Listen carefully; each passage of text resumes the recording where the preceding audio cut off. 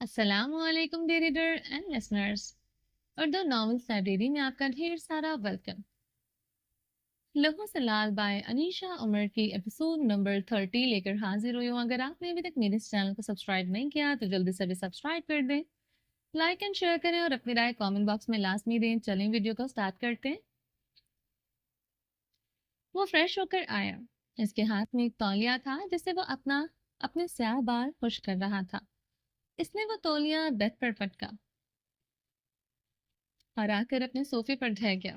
تو یوں ہی بیٹھا ہوا ہوا میں گھورتا رہا۔ کچھ دیر پہلے کے مناظر ایک بار پھر سے زندہ ہو رہے تھے۔ وہ لمحات اس کی آنکھوں کے سامنے رقصاں تھے۔ صفا نے اپنی آنکھیں رگڑی۔ مجھے تیسرا آپشن منظور ہے۔ حسن نے ایک پل کے لیے اس کی آنکھوں میں دیکھا۔ وہ کہیں سے بھی ایک ڈری سہمی لڑکی نہیں لگ رہی تھی۔ وہ فیصلہ کرنے جا رہے تھے۔ حسن کو اس کی آنکھوں میں کہیں خوف نظر نہ آیا۔ پھر اس نے اس کی آنکھوں میں غم دیکھنا چاہا، مگر صفا کی آنکھوں میں غم بھی نہ تھا، کچھ پیچھے چھوٹ جانے کا غم۔ اگلی چیز جس کو ڈھونڈنے کی حسن نے کوشش کی تھی وہ پچھتاوا تھا۔ وہ ملال تھا، محبوب کو کھو دینے کا ملال۔ مگر اس تلاش میں بھی حسن ناکام ہی رہا تھا۔ وہ اب کی بار الجھ کر رہ گیا۔ وہ حسن کو قبول نہیں کر رہی تھی، وہ ابراہیم سے طلاق نہیں لے رہی تھی، تو پھر وہ کیا کرنے جا رہی تھی؟ صفا نے اب کی بار قدر اعتماد سے حسن کی آنکھوں میں دیکھا۔ عشاء نڈھال سی تھی۔ وہ تینوں ہی فرش پر بیٹھے تھے۔ کیا تم جانتے ہو حسن، میں واپس جا رہی تھی، میں نے ابراہیم کو الوداع کہہ دیا تھا، میں ان کی زندگی سے واپس لوٹ رہی تھی۔ اس کے الفاظ نے حسن کو شل کر دیا۔ مگر تم نے میرا قافلہ لوٹ لیا۔ وہ زخمی سمجھ کر آئی۔ حسن بت بنا بیٹھا رہا۔ وہ اب بول رہی تھی، وہ اب اس کی ہر چال کو اس کے منہ پر مار رہی تھی۔ مزے کی بات بتاؤں حسن، تم نے ایک لٹا ہوا قافلہ لوٹا ہے جس کے پاس مزید لٹانے کو کچھ نہیں ہے۔ وہ دیوانوں کسی کیفیت میں ہنس دی۔ میرے پاس صرف میرا نام ہے، میں صفا ابراہیم ہوں۔ حسن نے ٹھٹک کر اس کی آنکھوں میں دیکھا۔ وہاں چمک تھی۔ وہ اس چمک نے حسن سے اس کی بینائی چھین لی۔ اس کی آنکھوں میں ابراہیم کی محبت کی چمک تھی، اور وہ چمک حسن سے اس کی زندگی کا ہر نور اچک لے گئی تھی۔ وہ چمک حسن کے دل کو تاریک کر گئی تھی۔ مجھ سے میرا نام چھیننے کا حق میں کسی کو نہیں دیتی حسن۔ میں نے یہ نام چھیننے کا حق ابراہیم کو نہیں دیا، تمہیں کیا دوں گی؟ وہ زخمی سا مسکرائی۔ اپنا راستہ چن سکتی تھی، میں نے انتظار کو چنا۔ میں اپنی بند گلی کے پار ایک باغ کی امیدوار ہوں۔ میں ایک ایسی امید اپنے دل میں لیے بیٹھی ہوں جس کو لوگ پاگل پن کا نام دیتے ہیں حسن۔ مگر تمہیں پتا ہے، وہ ایک پل کو رکی۔ محبت اسی کو کہتے ہیں، بنا کسی مفاد کے چاہے جانا۔ تم اس سفر میں تھک جاؤ گی، وہ کسی ٹرانس کے تحت بولا تو صفا نے مسکرا کر نفی میں سر ہلایا۔ خوف کے بادل چھٹ رہے تھے۔ وہاں اب ایک حالہ سا بن گیا تھا، اعتماد کا، امید کا۔ میں نے منزل کی بجائے سفر کو چنا ہے حسن، اور میں اس کو جسٹیفائی نہیں کروں گی۔ یہ میرا وجود ہے۔ صفا نے اپنے سینے پر دل کے مقام پر ہاتھ رکھا۔ یہ میرا دل ہے، یہاں کون رہے گا اور کون نہیں، اس کا فیصلہ صرف میں کروں گی۔ کوئی بھی میری اجازت کے بنا اس دل کا مقیم نہیں بن سکتا۔ اور میرے دل کا کیا صفا؟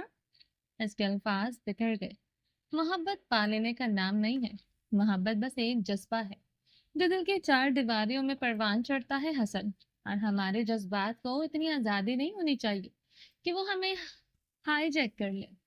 میں نے اپنی محبت کو سینچا ہے، یہ میرا جذبہ ہے۔ اس کو پالنے میں میرے دل کا خوف صرف ہوا ہے، اس لیے میں اس کو یوں ہی کسی کے سپرد نہیں کر سکتی۔ مگر میں اس کو یہ بھی اختیار نہیں دیتی کہ یہ مجھے مجبور کرتے۔ میرے محبوب انسان کو پانے کے لیے میں کسی کی زندگی میں زبردستی رہ کر اس جذبے کو خوش نہیں کر سکتی۔ میری محبت بے لوث ہے، یہ بس ایک جذبہ ہے، یہ میرا جذبہ ہے۔ صفا کہتے کہتے کھو سی گئی تھی۔ حسن ڈھہ سا گیا۔ اس نے بے بسی سے صوفے سے ٹیک لگائی۔ اس کی انگلیوں میں دبا ہوا سگریٹ کب کا راکھ ہو چکا تھا۔ میں واپس لوٹنا چاہتی ہوں حسن۔ صفا کے الفاظ ایک بار پھر سے گونجے۔ میں اس دنیا کا حصہ کبھی تھی ہی نہیں۔ وہ خاموشی سے ٹیک لگائے بیٹھا رہا۔ جولیا، حسن نے ویسے ہی بیٹھے آواز دی تو جولیا اندر آئے۔ اس لڑکی کو لے جاؤ، اس کے زخموں پر دوا لگاؤ، اس کو کھانا کھلاؤ۔ حسن نے ہاتھ سے سامنے بے سکھ سی پڑی عیشا کی جانب اشارہ کیا۔ جولیا جھک کر عیشا کو اٹھانے لگی تو عیشا صفا کے ساتھ چپک گئی۔ اس کو جانے دو حسن، صفا نے نم آنکھوں سے گزارش کی۔ جنگ ختم ہو جانے کے بعد قیدی آزاد کر دیے جاتے ہیں پریٹی لیڈی، اس لیے آپ فکر نہ کریں۔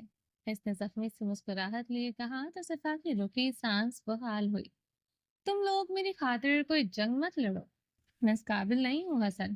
صفا نے بے بسی سے اس کی جانب دیکھا جبکہ جو جولیا عیشا کو لے کر جا چکی تھی وہ ہنوز ہوا میں گھورتا جا رہا تھا، مگر اب اس کے لبوں پر ایک مسکراہٹ تھی، ایک ہارے ہوئے شخص کی بے بسی والی مسکراہٹ۔ میں نے تمہیں کوہ نور کہا تھا صفا، وہ کہہ کر ہنس دیا، بالکل کسی پاگل دیوانے کی طرح۔ صفا کو ایک بار پھر سے اس کی ہنسی سے خوف محسوس ہوا تھا، مگر مگر تم واقعی پتھر نکلے۔ کہتے کہتے حسن کا کہنا تھم گیا۔ یہ فون، یاقوت نے بکھرے الفاظ میں اس نرس کے ہاتھ میں موجود اس موبائل فون کو دیکھا۔ نرس کے نمبر ڈائل کرتے ہاتھ رکے۔ اس نے مڑ کر اپنے بائیں جانب کھڑے ایک آدمی، ایک لڑکے اور دو بچوں کو دیکھا۔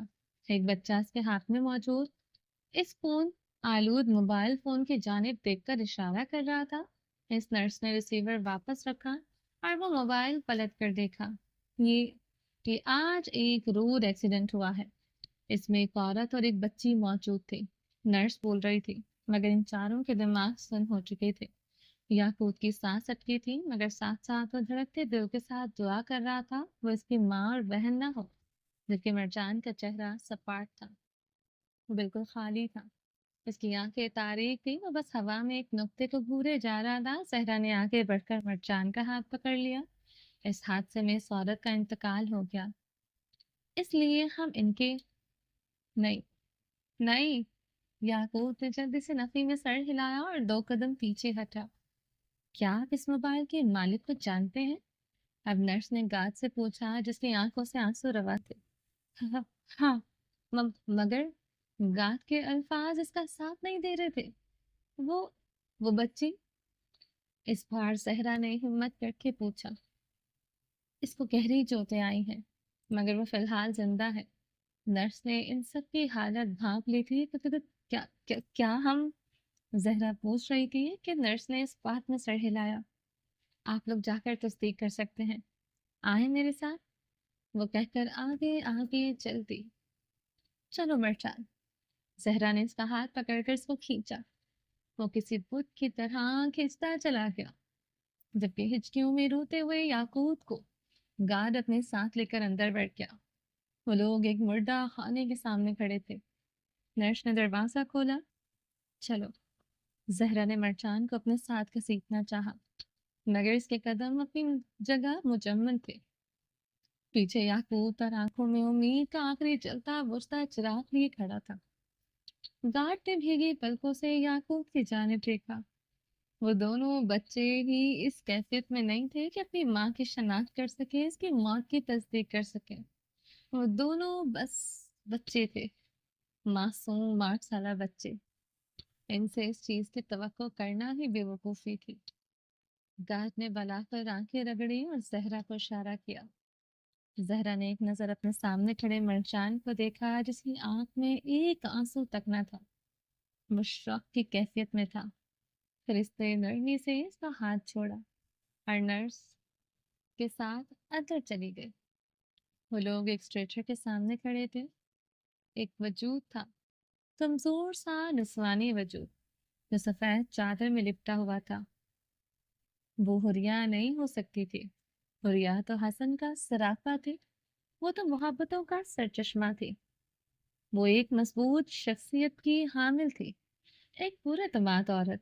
اس طرح ایک کمزور سا وجود اس کا کیسے ہو سکتا تھا؟ زہرا نے لرزتے ہاتھوں سے اس کے چہرے پر سے کپڑا ہٹایا۔ اگلے ہی لمحے اس نے اپنے منہ پر ہاتھ رکھ کر چیخ دبائی تھی۔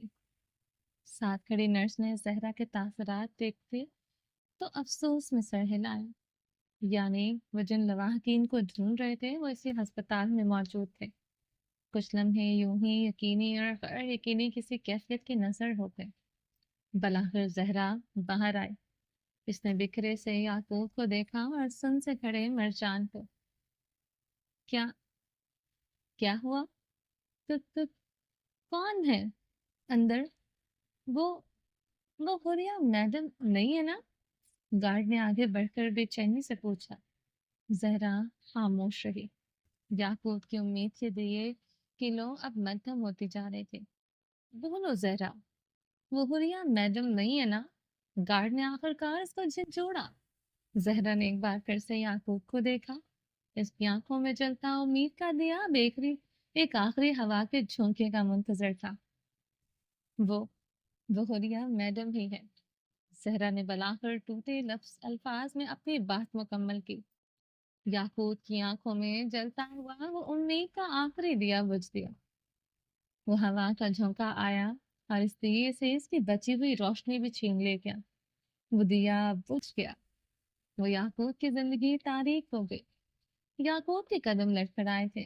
وہ 2 قدم پیچھے ہٹا۔ یاقوت گارڈ نے فوراً اس کو تھام لیا۔ ماما، اس کی مدھم سے سرگوشی۔ بس یاقوت، صبر۔ گارڈ نے زمین پر بیٹھ کر یاقوت کو اپنے سینے سے لگا لیا۔ ویئر از دینا؟ اب کی بار مرجان کے الفاظ گونجے تو زہرا نے اس کی جانب دیکھا۔ وہ اسی کیفیت میں کھڑا تھا۔ بس اس کے لب ہلے تھے۔ اس کا وجود ابھی تک مجمد بھی تھا۔ دینا؟ اس زہرا نے مڑ کر نرس کو دیکھا۔ اس نے سوالیہ انداز میں پوچھا، وہ بچی؟ گارڈ نے نرس کو سمجھایا۔ وہ یاقوت کو سینے سے لگائے زمین پر بیٹھا تھا۔ وہ ICU میں ہے۔ اس کی حالت بھی نازک ہے۔ آپ بہتر ہے کسی کو اطلاع کریں اور بچوں کو لے جائیں۔ اس نے ایک نظر سن سے کھڑے مرجان کو دیکھتے ہوئے کہا۔ وہ اس وقت اپنے کمرے میں اپنے صوفے کے پشت سے ٹیک لگائے، اپنے دائیں ہاتھ کی درمیانی انگلی اور انگوٹھے کی مدد سے اپنی دونوں کنپٹیاں سہلا رہا تھا۔ بیتے لمحوں کی کرچیاں ابھی تک آنکھوں کے پپوٹوں میں چبھ رہی تھیں، جن کے باعث اس کے سر کی تیسیں بھی جاگ اٹھی تھیں، مگر سر درد اب بڑھتا جا رہا تھا۔ بلاخر اس نے اپنے سامنے پڑی ٹیبل سے وہ چھوٹی سی ڈبی اٹھائی، چند گولیاں نکال کر ہتھیلی پر رکھی اور ان کو بنا پانی کے ہی پھانک لیا۔ وہ صوفے کے پشت سے دوبارہ ٹیک لگا گیا کہ اس کو کھانسی آئی تھی۔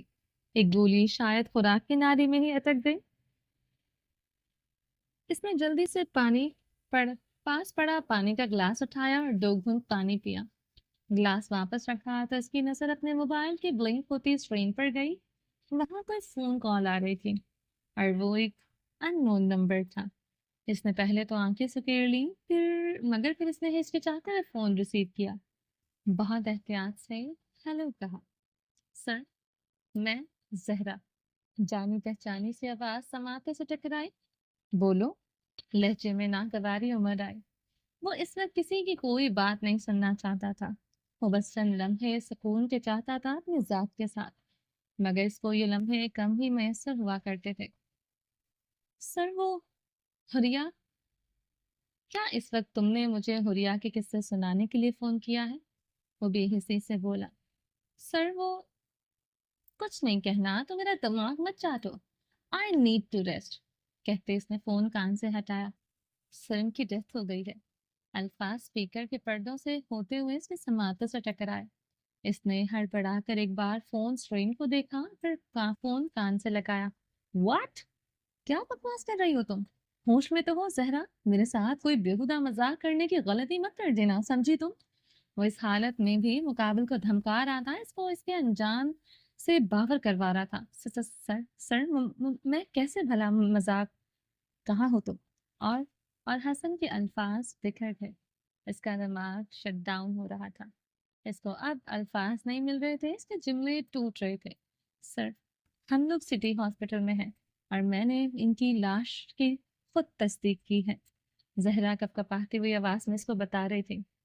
بکواس بند کرو، انتی ہو گئی ہوگی تم ایسا کیسے کہہ سکتی ہو؟ وہ نہیں مر سکتی۔ حسن نے فون بند کرنے کے بجائے سامنے دیوار میں دے مارا، فون اسکرین چٹک گئی۔ दवाओं से सर जो दर्द कम होता जा रहा था, एक बार फिर से वहां टीस से उठ रही थी। एक बार फिर से दिमाग की शरियानें फटने को थी। एक फोन कॉल और बस बहुत कुछ बिखर गया था। बहुत कुछ टूट गया था हसन के अंदर। इसको लगा कि जैसे किसी ने हथौड़ों से इसके वजूद को रेजा रेजा कर दिया हो। इसको अपने पूरे वजूद में अब सुइयां चुभती हुई महसूस हो रही थी। पूरा वजूद दर्द में था। एक आखिरी शख्स जो इसकी इस महदूद सी दुनिया में मौजूद था, वो भी आज रुखसत हो चुका था। आज हसन के नाम का आखिरी हर्फ भी ढह गया था। इसकी शख्सियत की दीवार की आखिरी ईंट गिर गई थी।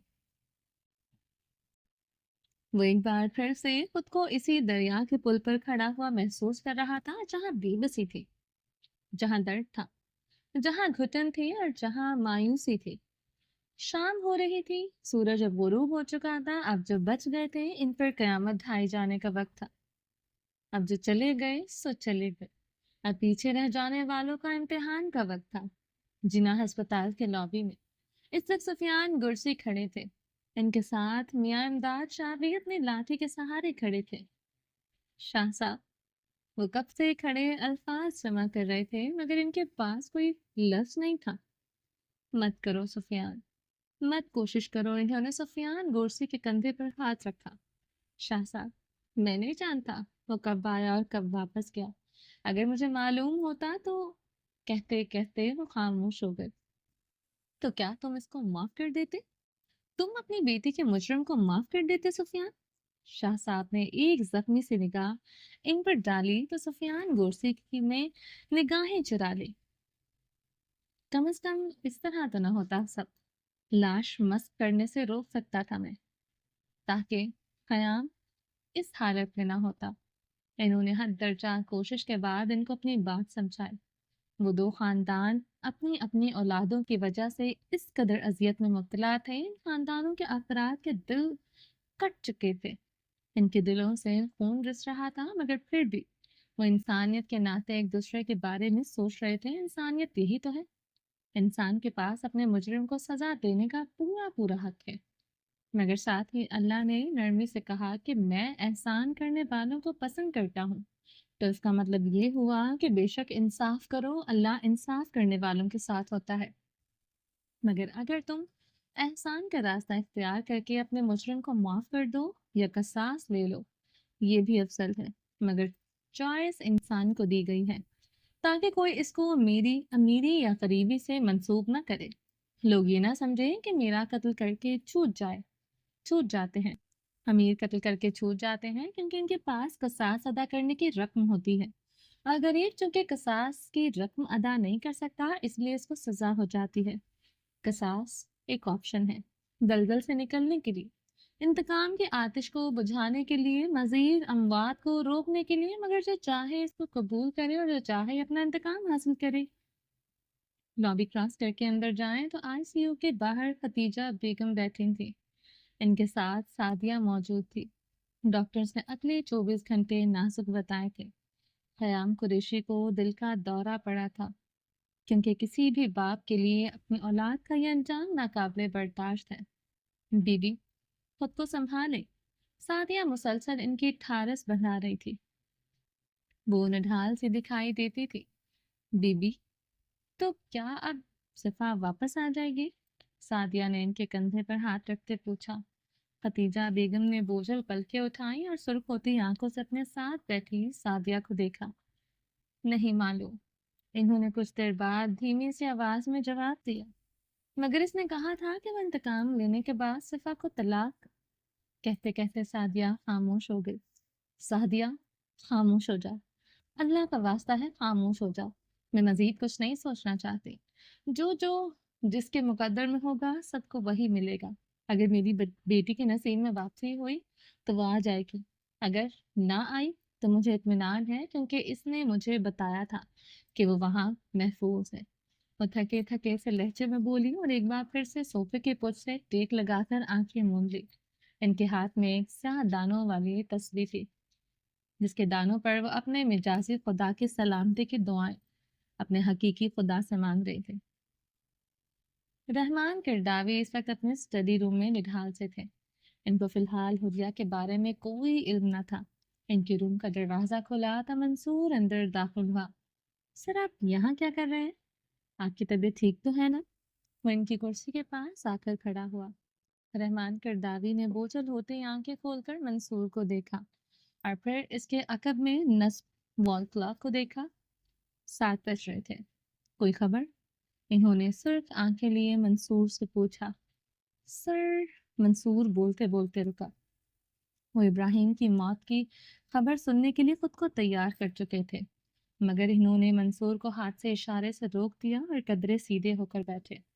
मंसूर, इनकी बिखरी सी आवाज गूंजी। मंसूर ने इनकी जानिब देखा। मैंने कोशिश की थी अपना फैसला बदलने की। मैं वापस भी आया। मैंने इब्राहिम को माफ करने का फैसला भी ले लिया था।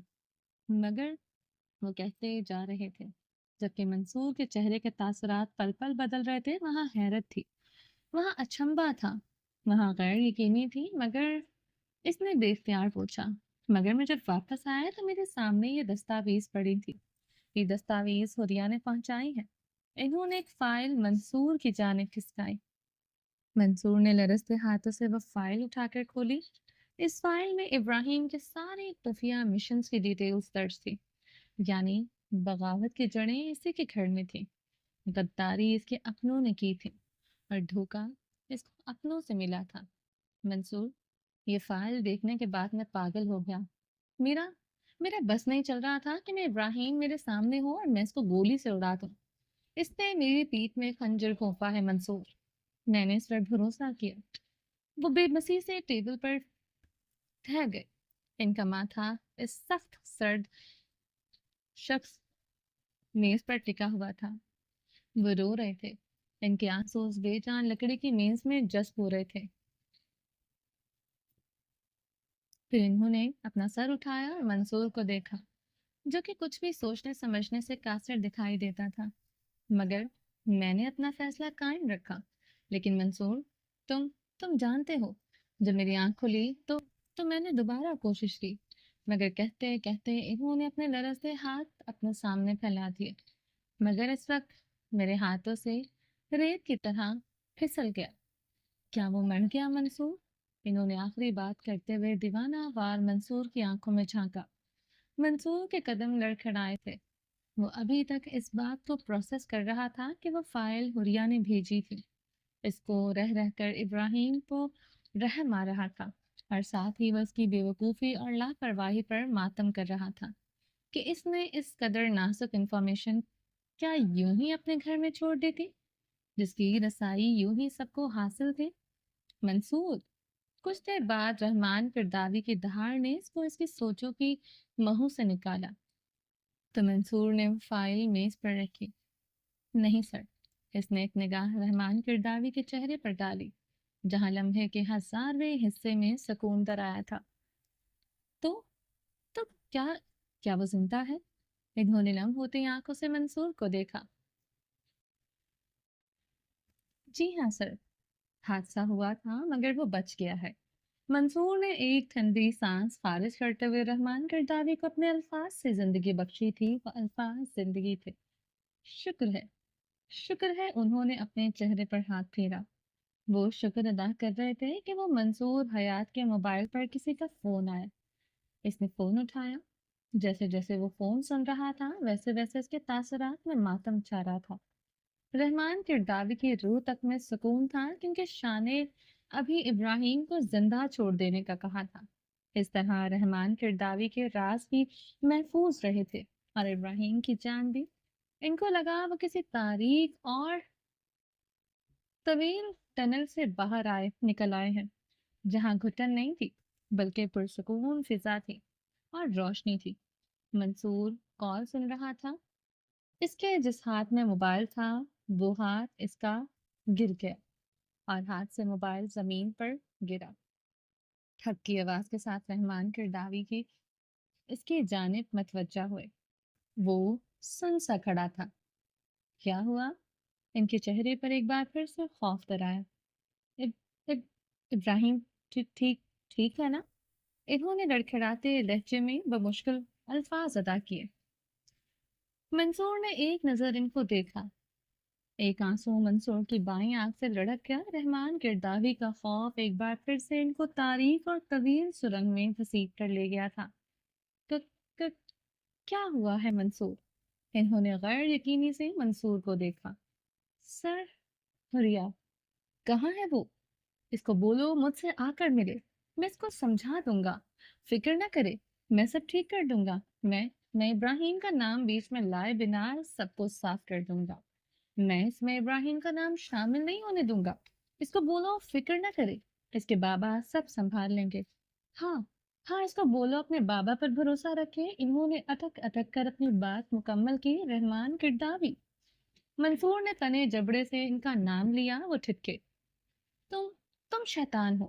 منصور نے آگے بڑھ کر ان کا گریبان پکڑا۔ وہ پھٹی پھٹی آنکھوں سے منصور کو دیکھے گئے۔ تم نے جو گڑھا ابراہیم کے لیے کھودا تھا، اس میں تمہاری بیٹی گر گئی ہے۔ وہ ان کے چہرے پر پھپکارا تو رحمان گرداوی نے آئیبرو سکیڑ کر سوالیہ انداز میں دیکھا۔ حریہ مر گئی ہے اور اس کا قتل تمہارے سر ہے، کہہ کر منصور نے حقارت سے ان کا گریبان جھٹکے سے چھوڑا۔ ان کی کرسی گھوم کر رہ گئی۔ وہ الفاظ موت تھے۔ ہسپتال سے گاڑیاں نکلی۔ ایک گاڑی میں کسی کی میت تھی تو دوسری گاڑی میں 2 بچے تھے۔ وہ دونوں اس گاڑی کی پچھلی سیٹ پر بیٹھے تھے کہ درمیان ایک سیاہ بالوں والا لڑکا بیٹھا تھا، جس نے دونوں کو اپنے ساتھ لگا کر ان کے چہرے اپنے سینے میں چھپا رکھے تھے۔ یاقوت سسک رہا تھا۔ بس بس میرے بیٹے، حسن نے یاقوت کا سر کا بوسہ لیا۔ مرجان خاموش تھا، اس کی آنکھیں خشک تھی۔ مامو، ماما، یاقوت کی بار بار سسکیاں گونج رہی تھی۔ رات چھا چکی تھی، ہر سو اندھیرا پھیل چکا تھا۔ تاریخ نے ایک بار پھر سے اس کہانی کے ہر کردار کو نگل لیا تھا۔ وہ سب ایک بار پھر سے اس تاریخ گڑھے میں گر چکے تھے۔ کسی کے پاس حسن جیسا آسرا موجود تھا تو کوئی اس سے بھی محروم تھا۔ کسی کے پاس رونے کو کندھا موجود تھا تو کوئی اپنے آنسو بھی بہانے کے قابل نہ تھا۔ اسی تاریکی میں ڈوبے اس کمرے میں ایک شخص نالیوں میں جکڑا بے ہوش پڑا تھا۔ اس شخص کی کل کائنات اجڑ گئی تھی، مگر قدرت نے فی الحال اس کو غم کو محسوس نہیں کرنے دیا تھا۔ قدرت نے اس کو مضبوطی سے اپنی آغوش میں جکڑا ہوا تھا، مگر وہ ایک باغ تھا جہاں بہت سارے درخت تھے۔ ہر درخت کا سایہ اتنا گھنا کہ وہاں سالوں کی مسافت طے کی جا سکتی تھی، مگر وہ سایہ ختم نہ ہوتا تھا۔ وہ ایک جنگل تھا۔ ایک جانب سے پانی کے گرنے کا شور آ رہا تھا۔ وہ کوئی جھرنا معلوم ہوتا تھا جس پر کچھ فاصلے پر ہی تھا۔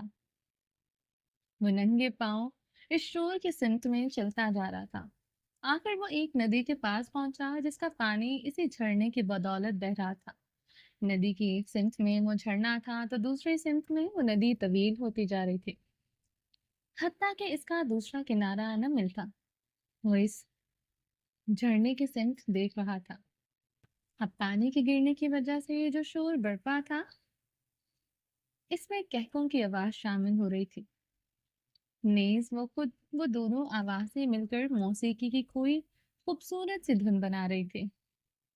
وہ کہکے نسوانی تھے۔ وہ اس جانب چلنے لگا، پتھروں پر قدم رکھتا وہ آگے کی سمت میں بڑھتا جا رہا تھا کہ دور سے کچھ کیبلے سے دکھائی دینے لگے۔ وہاں کے چھوٹی کی اس جانب بڑھنے لگا۔ بلاخر وہ اس جھرنے کے پاس پہنچ گیا۔ اس نے دیکھا 2 نسوانی وجود ہے۔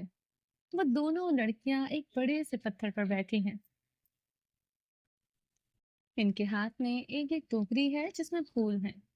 وہ ان پھولوں میں سے ایک ایک ہار بنا رہی ہیں اور ساتھ ساتھ سرگوشیاں کرتے ہوئے ہنس رہی ہیں۔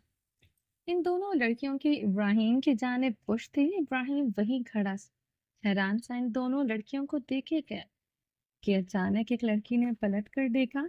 وہ ابراہیم کو دیکھ کر گہرا مسکرائی۔ ایبو، اس نے دور سے ہی بلند آواز میں پکارا۔ سجل، اس نے حیرت سے اس کو دیکھا۔ وہ اب اٹھ کھڑی ہوئی، جبکہ دوسری لڑکی بھی ابھی تک اس کی جانب پشت کیے بیٹھی تھی۔ سجل نے کھڑے ہو کر ہاتھ ہلایا۔ ابراہیم یک ٹک سا دیکھے گیا۔ वो एक सब्ज रंग के खूबसूरत लिबास में मौजूद थे। मुत्तहों वाला लिबास बहुत हसीन था। सजल के रेशमी बाल इसके कंधों पर बिखरे हुए थे। इसके हाथ में वो फूलों वाली बास्केट थी। हिबू, यहाँ आए, मेरी नई दोस्त से मिले। इसने हाथ से इशारा करते इसको पुकारा। इब्राहिम ने बेख्याली में कदम आगे बढ़ा दिया। वो इन पत्थरों पर चढ़ता हुआ आगे बढ़ा और इनसे 2 कदम के फासले पर एक बड़े से पत्थर पर आकर खड़ा हुआ। वो अब इस लड़की को देख रहा था जो इस जानिब पुश्त किए बैठी थी। एक हार में फूल पर रो रही थी। वो मेरी दोस्त, सज्जन ने मुस्कुराकर तारुफ करवाया। वो लड़की भी उठ खड़ी हुई। फिर वो मुस्कुराकर पलटे। इब्राहिम ने पलटे तक न झपकी। वो एक मैरून रंग की खूबसूरत पोशाक में मलबूस थे। इसके एक हाथ में वही फूलों वाली टोकरी और दूसरे में एक हार था।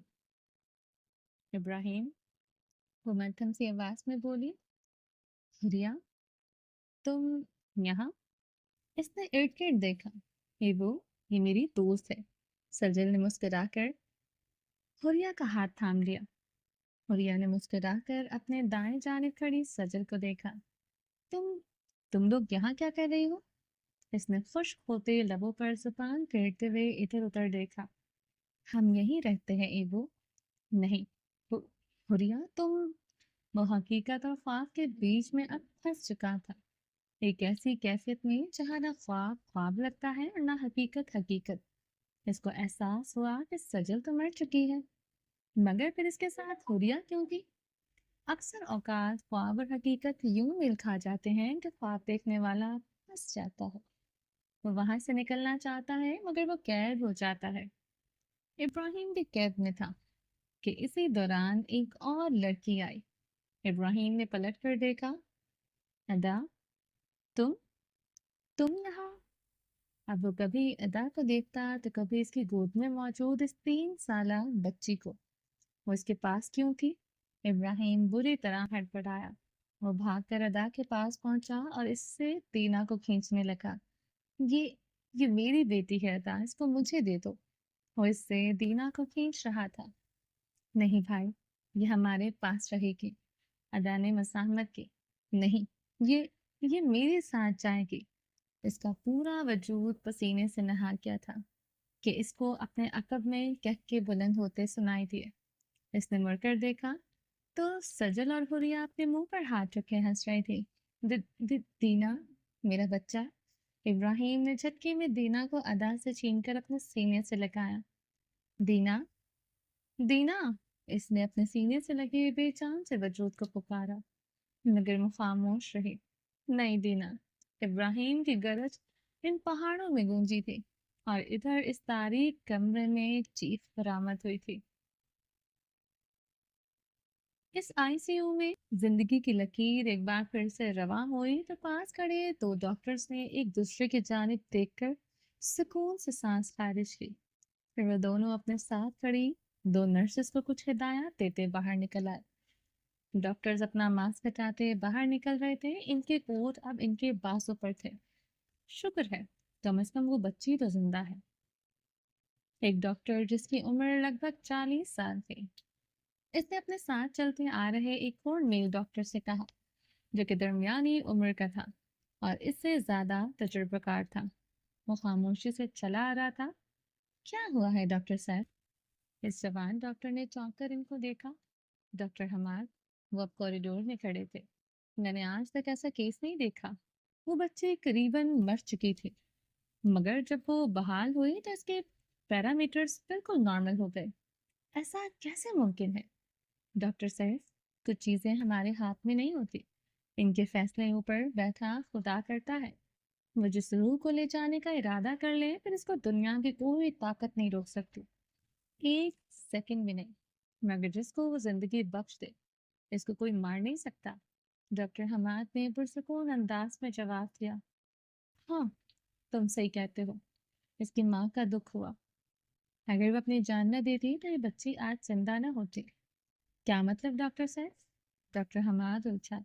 इसकी ड्राइविंग सीट प्रोटेक्टेड थी, यानी अगर हादसा ना होता तो अभी एयर बलून की वजह से वो बच जाती, मगर वो माँ थी। इसने लम्हे के 1000वें हिस्से से अपना सीट बेल्ट निकाला और साथ वाली सीट पर बच्ची के ऊपर झुक गई। विंडस्क्रीन के कांच के टुकड़े इसकी पसलियों में घुस चुके थे। इसका चेहरे के साइड से बुरी तरह मस्त हो चुका था, मगर इसकी आगोश में ये बच्ची महफूज रही। वो माँ थी डॉक्टर हमाद। वो जानती थी अपनी औलाद को महफूज रखना है। इसने नौ माँ भी इसको महफूज रखा। हर जाते जाते भी खुद इस बच्ची पर कुर्बान हो गई। ये माँ जो होती है ना, इसका कोई नेमुल बदल नहीं होता डॉक्टर हमाद। इन्होंने ना माँ के लिए बात मुकम्मल की तो डॉक्टर हमाद सदमे की सी कैफियत में खड़े थे। अगर मेरे इख्तियार में होता तो पूरी कायनात माँ के नाम कर देता। डॉक्टर हमाद ने सरशारी से कहा तो डॉक्टर सैफ मुस्कुरा दिया। ये कायनात पहले ही माँ के नाम है डॉक्टर हमाद। कहते इन्होंने डॉक्टर हमाद का कंधा थपथपाया। कॉरिडोर खाली हो गया। सर, क्या हुआ? एक लड़की इसके सिरहाने खड़ी थी। चीख की वजह से वो फौरन इसके कमरे में आई थी और वो इस वक्त पसीने में शराबूर अपने बिस्तर पर लेटा हुआ मुसलसल नफी में सर हिला रहा था। दीना, मेरी मेरी दीना। वो बस यही अल्फाज दोहरा रहा था, सर दीना महफूज है। इस नर्स ने एक इंजेक्शन भरते हुए इसको जवाब दिया तो इसने फौरन आंखें खोल दी। क्या क्या मतलब? वो अब जाग चुका था। नीम तारीक कमरे में इसके सामने बस वो नर्स खड़ी थी। वो ऐना नहीं, कोई और लड़की थी। सर आप रिलैक्स करें, आपकी तबीयत ठीक नहीं, कहते इस नर्स ने इसकी आईवी में इंजेक्शन लगा दिया। क्या मतलब है? मैं कहाँ हूँ? इसने सर दाएं बाएं जानिब घुमाकर जायजा लिया। मशीनें ही मशीनें थी। फिर इसने एक नज़र खुद को देखा, पट्टियों में लिपटा वजो। फिर कुछ मनाजिर इसकी आंखों के सामने चलने लगे तो वो गाड़ी में था। सिफा, मुझे सिफा को लेने जाना था। याद आते इसने हाथ में लगी ड्रिप खींच कर उतार दी। Sir please. इस नर्स ने इसे रोकना चाहा जबकि वो नंगे पांव कमरे से निकल आया। वो कोई अस्पताल नहीं था, वो कोई फार्म हाउस था। एक लंबी सी राहदारी अबूर करके वो सीढ़ियां उतर आया। लाउंज में पहुंचा तो एक लड़की वहां खड़ी थी, ब्लैक जीन्स और ब्लैक लेदर जैकेट में मलबूस। इसको नीचे उतरते देखा तो भागकर इसके पास पहुंची। तुम तुम यहाँ क्या कर रही हो? इसने सिर्फ होती आंखों से ऐना की जानिब देखा। सर मैं यहाँ आपके लिए हूँ, प्लीज आप रेस्ट करें। इसने इब्राहिम का हाथ पकड़ना चाहा जिसको इसने झटक दिया। बकवास बंद करो और दफा हो जाओ यहाँ से। वो लड़खड़ाता हुआ बाहर निकलने लगा। सर सिफा महफूज है। ऐना की आवाज पर इसके दरवाजा खोलते हाथ रुके। इसने पलट कर देखा। तुम कैसे? वो वहीं खड़ा था कि ऐना चलती हुई इसके पास आई। फिर ऐना ने अपना कार्ड निकाल कर दिखाया जिसकी जैकेट की जेब में था। इस पर ऐना का पूरा नाम लिखा था, ऐना मंसूर हयात। मैं मंसूर की बेटी ऐना। मुझे यहाँ बाबा छोड़ के गए हैं। इसने कार्ड वापस रखा जबकि इब्राहिम अभी तक इसको देख रहा था। सिफा, इसने यक लफ्ज़ी सवाल किया। वो वापस जा चुकी है पाकिस्तान। ऐना ने इसकी आंखों में देखते अपनी बात मुकम्मल की तो इब्राहिम के डोर नॉब पर रखे हाथ नीचे करे। किसके साथ? अब सवाल मुख्तलिफ थे। अब चेहरे पर एक सुकून सा था। वो अकेली गई है? क्या मतलब? ऐसे कैसे? वो एक बार फिर से बेचैन हुआ। सर वो ठीक है, आप प्लीज रेस्ट करें। एनस का हाथ पकड़कर इसको इसके कमरे की जानिब ले गई। वो लोग इस हालत में मजीद कोई टेंशन नहीं दे सकते थे और दवा का असर होना शुरू हो चुका था जिसने जल्दी इब्राहिम को एक बार फिर से गहरी नींद सुला दिया था। रात के 2 बजे एक टैक्सी कुरैशी हाउस के बाहर खड़ी थी। वो बोझल कदम उठाते टैक्सी से निकला, मगर लाहौर की फंकी ने इसको खुश आमदीद कहा तो इसने अपने दोनों हाथ अपने बाजों पर रख लिए। फंकी तो थी ही मगर एक ताजगी भी थी इस हवा में। एक बार फिर से हकीकत ने इसको बुरी तरह हिट किया था। इस रात वो इसको यहाँ से घसीट कर ले गया था। इस एक रात में कितना कुछ बदल गया था। वो इस रात में जब इस गेट में दाखिल हुई तो सजल इसकी गाड़ी में बाहर बैठी हाथ हिला रहे थे। फिर जब उस गेट से निकली तो इसको सजल के इंतकाम की खातिर घसीट कर ले जाया जा रहा था। और आज वो एक बार फिर से इस दहलीज पर खड़ी थी जहां से इसको बेमोल कर दिया गया था। इसने एक ठंडी सांस खारिज की और एक कदम आगे बढ़ाया। प्रिटी लेडी, अपने अपने हमें मुल्क बदर नहीं करते। मरजान के अल्फाज ने इसका वजूद जमा दिया था। तुम्हारी कोई वैल्यू थी ही नहीं। खयाम कुरैशी ने तुम्हें बेमौल कर दिया। वो लोग क्यों आज इसके कानों में सूद फूंक रहे थे? सिपा का दिल बंद होने को था। आंसुओं का एक गोला हलक में अटक गया और फिर एक आंसू लुढ़क कर गाल पर बह गया। मैं अंदर नहीं जाऊंगी। मैं इस घर में वापस नहीं जाऊंगी। मुझे बेमौल कर दिया गया। टैक्सी दोबारा स्टार्ट हो चुकी थी। सिपा ने पलट कर देखा। इसने 2 कदम टैक्सी की जानिब बढ़ाए। बीबी, कहीं और जाना है? टैक्सी वाले ने इसको अपनी जानिब आते देखा। सिफा ठटकी।